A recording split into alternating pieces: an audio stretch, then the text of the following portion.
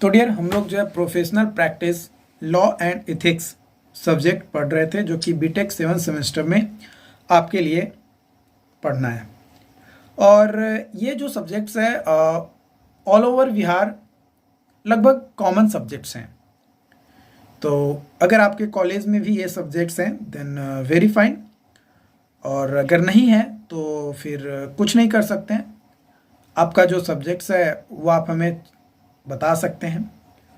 But मुझे जहाँ तक लगता है कि आप इस वीडियोस पे क्लिक किए हैं, इसका मतलब कि आप professional practice law and ethics पढ़ना चाहते हैं, उसके बारे में जानना चाहते हैं। तो चलिए हम लोग जानते हैं। तो मॉड्यूल 1B हम लोग जो है डिस्कस कर रहे थे। तो इसमें अब हम लोग बात करेंगे code of ethics for engineers. Engineers के लिए कोड ऑफ इथिक्स कौन कौन से हैं, जिसमें ये आता है national society of professional engineers यानी NSPE के द्वारा जो है दिया जाता है। जिसमें सबसे पहला जो कोड्स है वह फंडामेंटल कोन्स, जिसमें hold, safety, health, welfares of public, ये सभी जो है आते हैं, जो कि फंडामेंटल कोन्स होते हैं। Rules of practice, check and notify if overruled any work. कोई काम को करवाया जा रहा है तो इंजीनियर्स का काम होता है कि उस काम को देखो, है ना, और जो भी सुपीरियर उस डिपार्टमेंट में है, जिस डिपार्टमेंट में आप इंजीनियर हो, अपने सुपीरियर को बताओ। साथ ही साथ engineers shall approve only valid document. Engineers का ये भी काम होता है कि जो वैलिड डॉक्यूमेंट्स है उसको अप्रूव करना। Engineers shall perform service only in area of their competence, है ना, उसका जो भी कॉम्पिटेंस है, जिस एरिया में उसे जो है सर्विस देने के लिए बोला गया है, भाई उसका कोशिश रहना चाहिए कि अपने ही एरिया में वो काम करे, दूसरे के क्षेत्र में वो अपना टांग ना अड़ाए, है ना। काम दिया गया कि भाई आप अपना डेली रिपोर्ट बनाओ, आप काम करने जा रहे हो कि भाई तुम सीमेंट में पानी क्यों मिलाए, तुम बालू ज़्यादा क्यों डाल दिए। तो भाई तुमको काम है, जो काम आपको दिया गया बस अपने काम को करो, दूसरे के काम में टांग मत अड़ाओ। ये एक इंजीनियर्स का काम होना चाहिए। Engineers settle issues public statements only in objective and truthful manner, है ना, एक ऑब्जेक्टिव के साथ, एक लक्ष्य के साथ, और सही सही जो है पब्लिक के स्टेटमेंट्स को जो है जो भी उसके इश्यूज हैं उसको सेटल करना।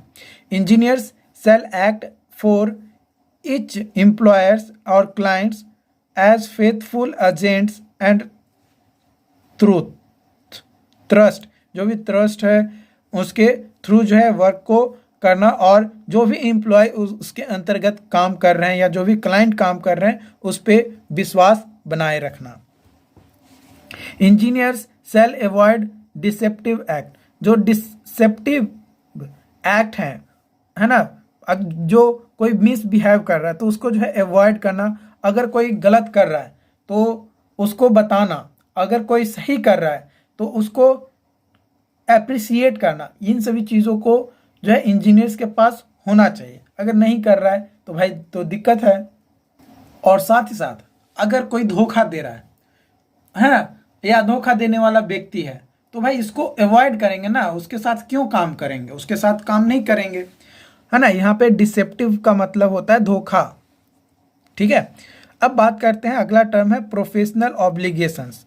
तो engineers shall be guided in all their relations by the highest standards of honesty and integrity, है ना। हाईली ऑनेस्ट और इंटीग्रिटी के साथ इंजीनियर्स को जो है किसी काम को करना चाहिए और किसी को गाइड करना चाहिए, ताकि जो सामने वाला व्यक्ति है वो अपना प्रॉपर काम कर सके। अगर कोई व्यक्ति है, मान लो कि अपनी ईमानदारी और सत्यनिष्ठा से काम नहीं करेगा कोई इंजीनियर्स, तो क्या किसी को एज ए एग्जाम्पल किसी को इंस्पायर कर पाएगा? नहीं कर पाएगा। तो खुद पहले ईमानदार रहेगा तभी तो किसी को बोलेगा ना भाई कि आप भी ईमानदारी से काम करो। खुद बेईमान है, दूसरा को बोलेगा कि ईमानदारी से काम करो, तो साला जो उसके अंडर एम्प्लॉय काम करने वाला रहेगा वो कहेगा अरे इंजीनियर तू तो खुदे काम नहीं करता है ईमानदारी, सबसे पैसा ले ले चलता है, घूस ले ले चलता है और आ रहा है हमको सिखाने। भले कोई लेबर या कोई एम्प्लॉय आपके मुंह पे नहीं बोलेगा लेकिन आपके पीठ पीछे आपको गाली देगा। और अगर आप ईमानदार रहेंगे, अगर आप अच्छा काम करेंगे, ईमानदार रहेंगे, सत्यनिष्ठा रहेंगे तो आपको हमेशा आपकी बड़ाई करेगा, आपके पीछे भी आपके बारे में बताएगा कि नहीं ये जो इंजीनियर बाबू है ना ये बहुत ईमानदार हैं, बहुत अच्छा काम करते हैं, हम लोगों को बहुत सेवा करते हैं, हम लोग जो बोलते हैं वो बातों को सुनते हैं। इस तरीके की चीज़ें होती है। ठीक है। Engineers shall at all time strive to serve the public interest, जो भी पब्लिक का इंटरेस्ट है उसको सर्व करना हमेशा। इंजीनियर शैल अवॉइड ऑल कंडक्ट और practice that deceive the public, जो पब्लिक के लिए सही नहीं है उसको हमेशा अवॉइड करना।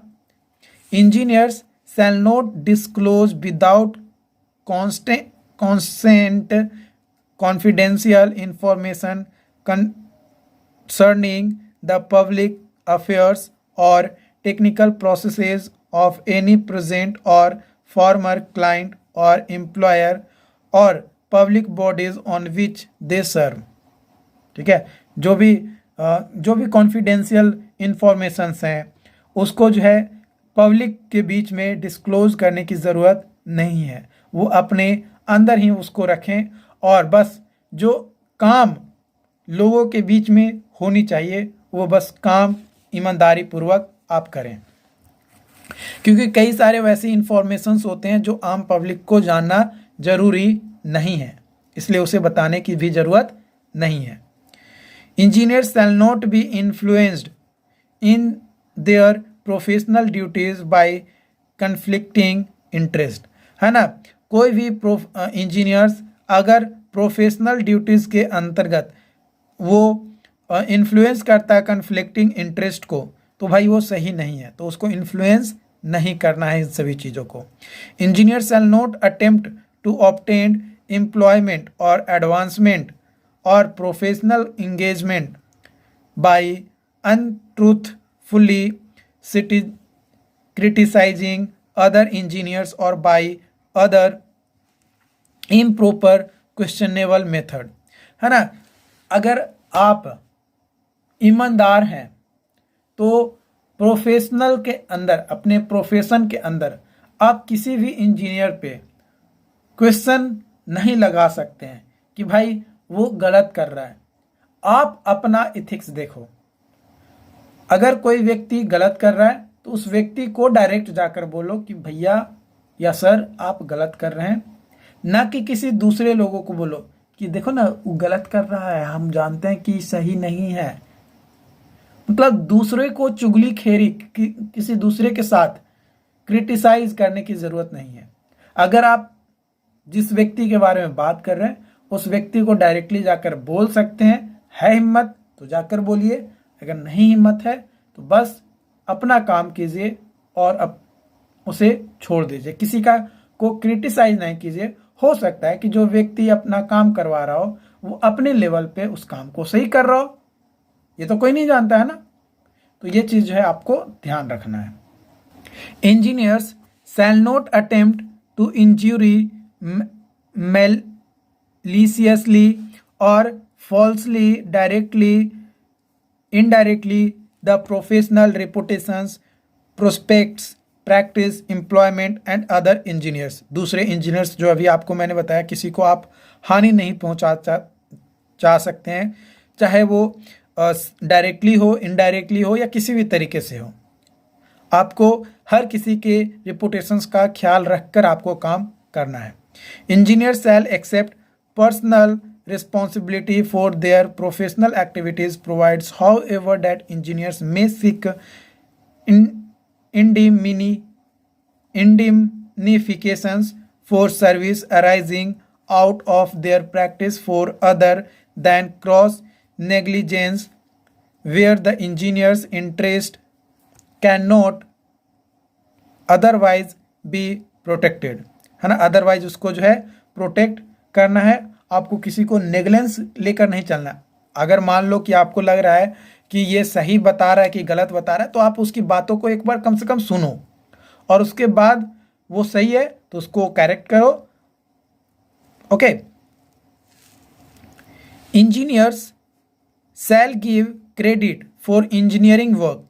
इंजीनियर जो है क्रेडिट देंगे इंजीनियरिंग वर्क के लिए to those whom credit is due to and will recognise to proprietary interest of others. अगर किसी का आप यूज़ कर रहे हैं, किसी के कंटेंट को आप यूज़ कर रहे हैं, तो उसको क्रेडिट दीजिए, उसके बारे में बताइए कि हाँ इससे जो है ये चीज़ें किया जा रहा है।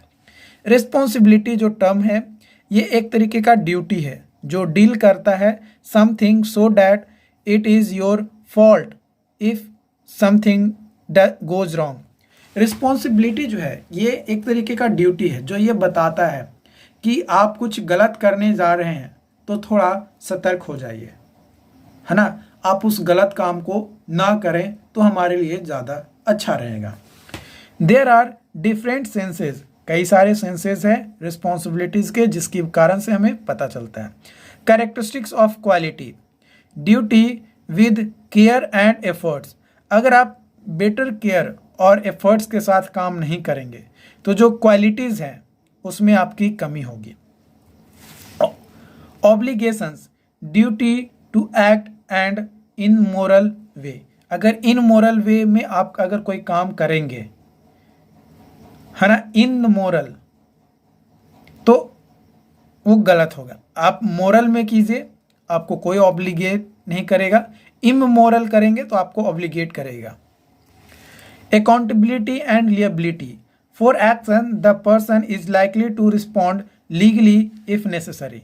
है ना, लीगली आपको जो है कोई भी काम को ध्यान रखना है, वर्क करना है, ताकि आपका कोशिश रहे कि आप जो है बेटर कर सकें।